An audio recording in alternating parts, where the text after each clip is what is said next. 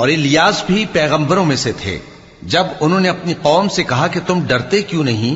کیا تم بال کو پکارتے اور اسے پوجتے ہو اور سب سے بہتر پیدا کرنے والے کو چھوڑے دیتے ہو، یعنی اللہ کو، جو تمہارا اور تمہارے پہلے باپ دادوں کا پروردگار ہے؟